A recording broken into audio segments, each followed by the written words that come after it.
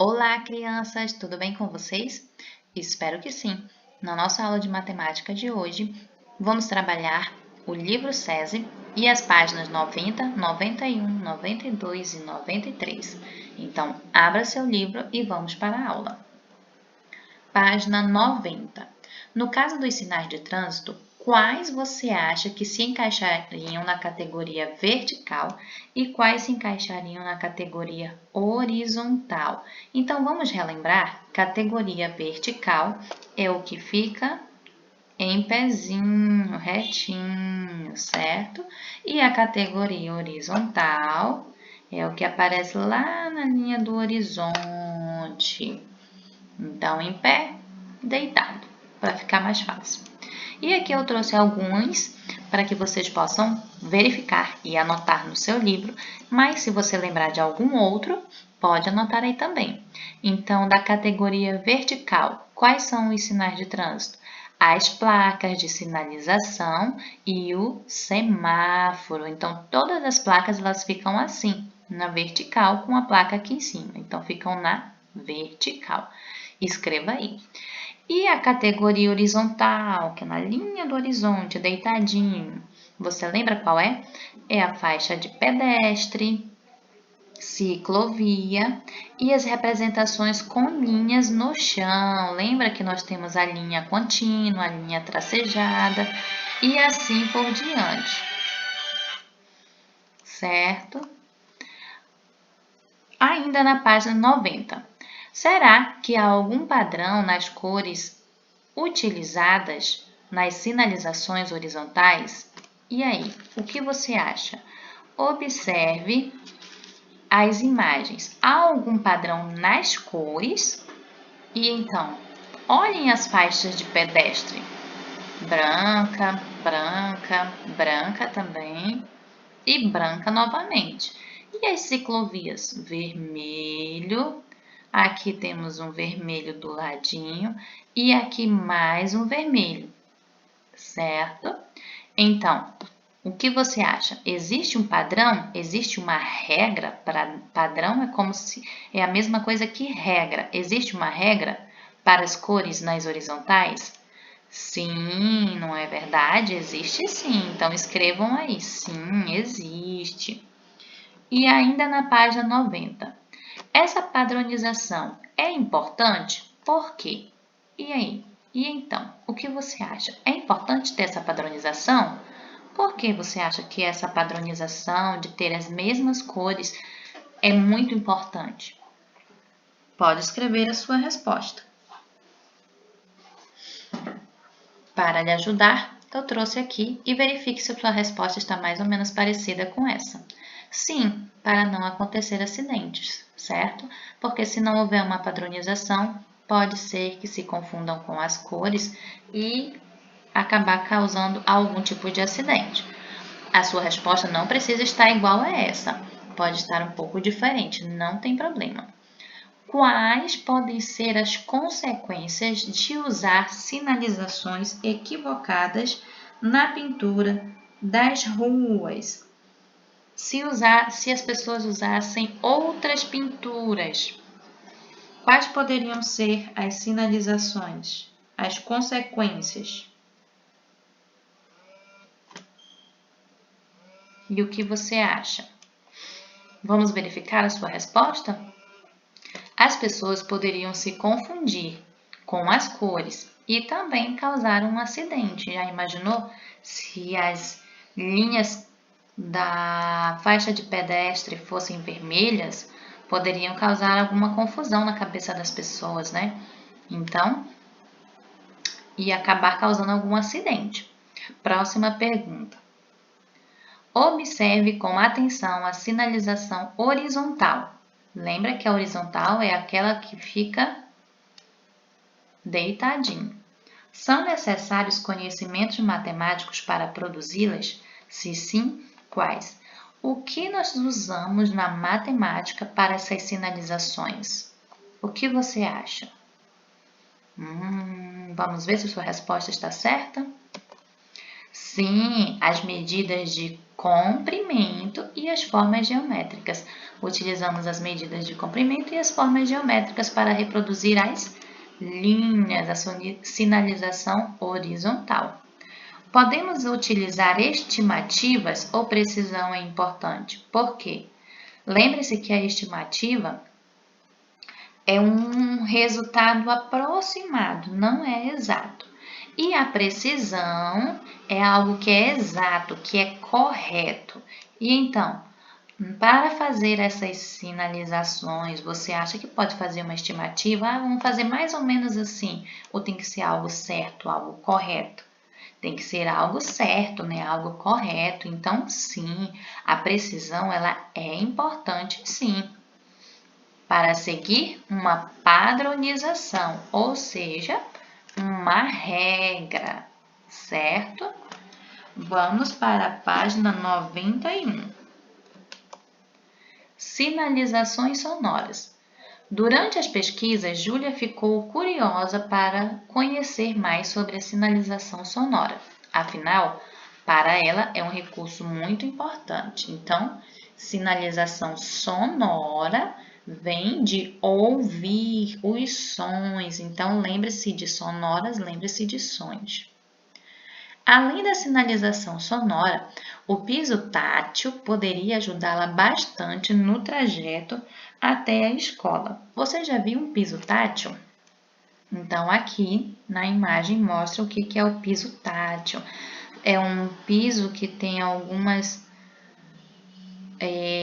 irregularidades. Ela é um pouquinho altinho de alguns lados, alguns são com bolinhas, nesse caso aqui são retângulos, né, como se fossem pequenos paralelepípedos. E aqui, ó, é em alto relevo. Esse é o piso tátil.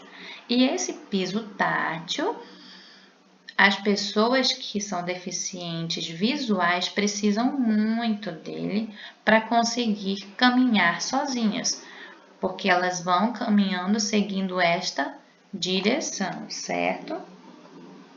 Na região onde mora há esse tipo de piso, nas nossas ruas eu nunca vi, não sei você, mas eu nunca vi nas ruas ou nas calçadas esse tipo de piso. Porém, em alguns estabelecimentos comerciais há sim esse tipo de piso, piso tátil. Então você vai responder aqui, resposta pessoal. Onde você mora tem esse tipo de piso? Eu já vi esse piso nos shoppings, em alguns hospitais. Então você vai dizer onde foi que você viu esse piso, ok? Escreva aí. Sim, tem nos shoppings, nos hospitais ou em supermercados. Você vai colocar aqui, escrever onde foi que você viu esse tipo de piso.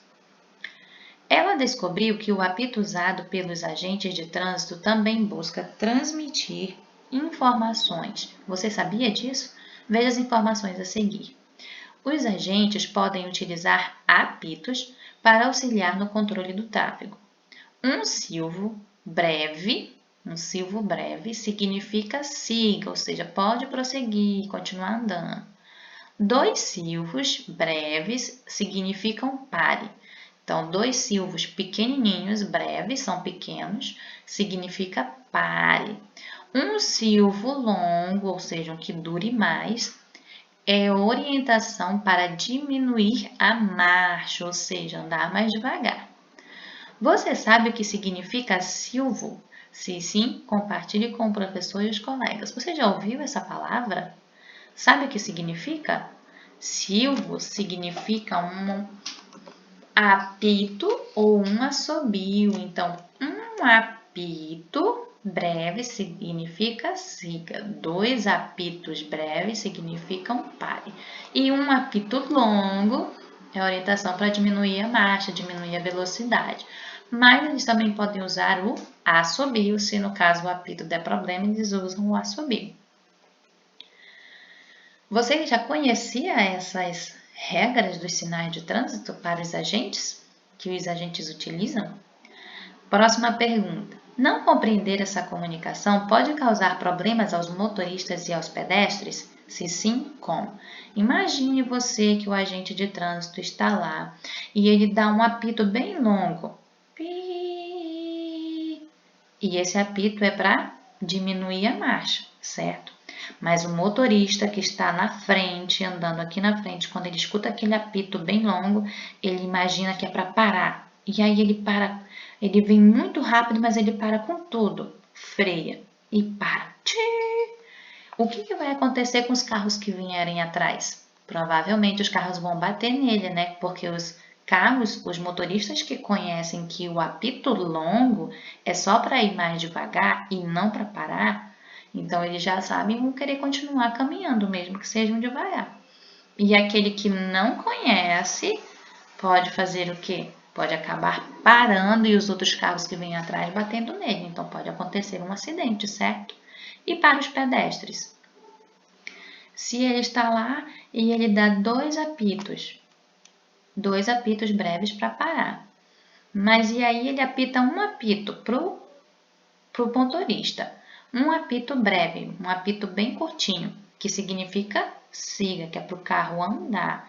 E aí a pessoa está lá, o pedestre está lá na faixa de pedestres. E o agente chega e dá um apito, só um, e curto, é para os carros seguirem. Se essa pessoa não souber que esse apito breve significa siga para os carros, ela vai, quando o agente apitar, ela vai querer atravessar a rua. E como é siga para os carros seguirem, pode acontecer um acidente. Então você pode escrever aí com as suas próprias palavras. Se pode causar problemas? Sim, podem causar acidentes, não é verdade? Próxima página, página 92. Mateus, amigo de Júlia, nasceu em uma região litorânea e o pai já tinha sido pescador. Depois das pesquisas, ele se lembrou dos sinais luminosos que regulavam o tráfego e ele diz: durante o dia, os sinais são identificados pela forma e cor. Então, tem aqui, ó, durante o dia, verde quadradinho, vermelho e triângulo. À noite, os sinais são identificados pelo ritmo de apresentação e cores das luzes. Então, de noite, os barcos utilizam os faróis. Esses faróis, eles vão rodando mais rápido, dependendo da situação, ou rodando mais devagar, porque essas luzinhas aqui, elas vão fazendo como se fosse um círculo ao redor do farol. E então eles também possuem uma cor, vermelho, verde, azul, amarelo, eles possuem uma cor, cada um, e cada um significa alguma coisa. Então eles utilizam sinais para se comunicar quando eles estão andando nos barcos, nos navios, nos grandes mares e rios também. Ainda na página 92. Ana aproveitou o estudo dos sinais usado pelos agentes de trânsito para mostrar aos colegas alguns sinais usados pelos ciclistas. Veja o cartaz que ela montou. Então, aqui ela montou o cartaz com um ciclista fazendo o sinal e a setinha aqui, ó. E a explicação, virar à esquerda, curva à direita. Então, tem que levantar o braço e colocar para cá, curva à direita.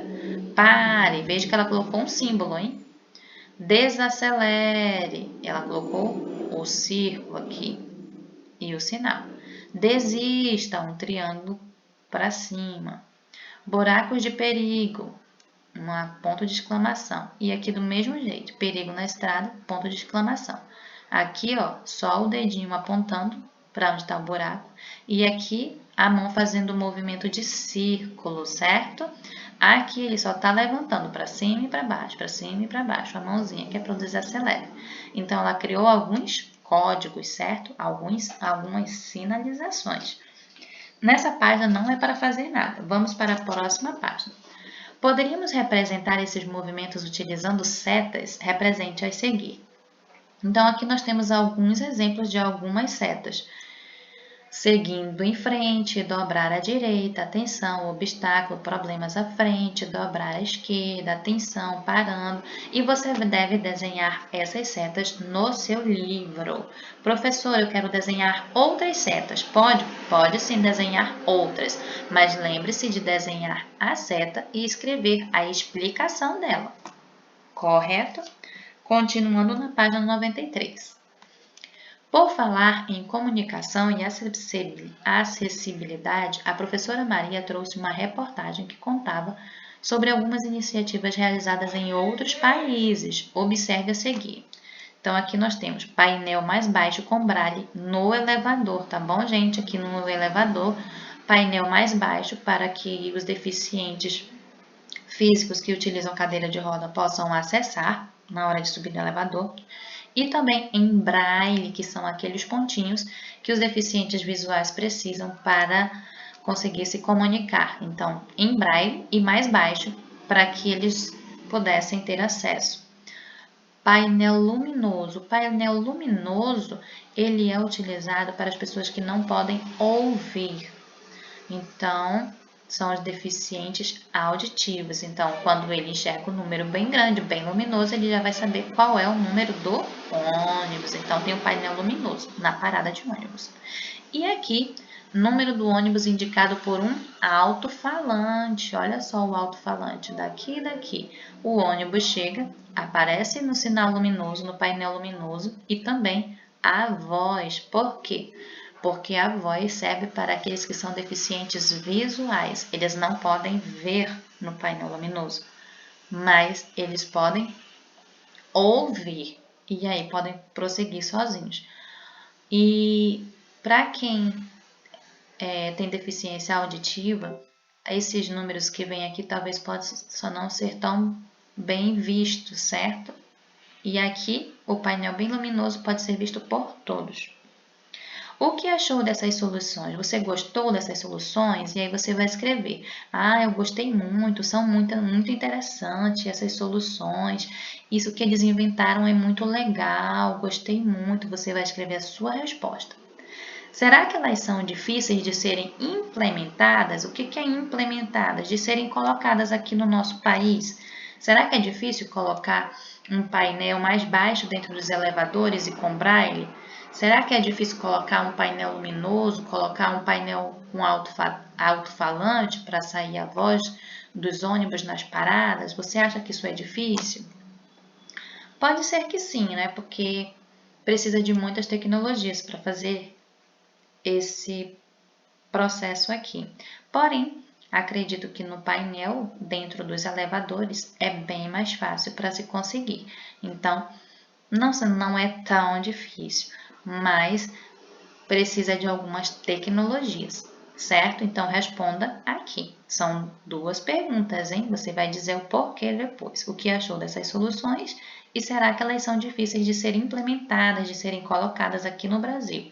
E por quê? Caprichem em sua resposta, hein?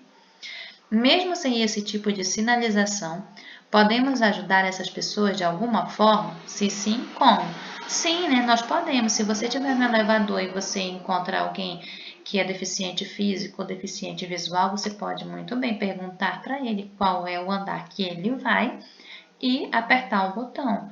Se você está na parada de ônibus e você encontra uma pessoa deficiente auditivo, deficiente visual, você vai falar para ela, olha, esse é o ônibus tal, o ônibus 125, 127, você vai em qual? Então, nós podemos sim ajudar essas pessoas a poderem se locomover melhor.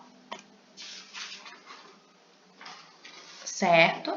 Então, respostas pessoais, caprichem nas respostas de vocês. Por hoje é só, pessoal. Tchau e até a próxima aula.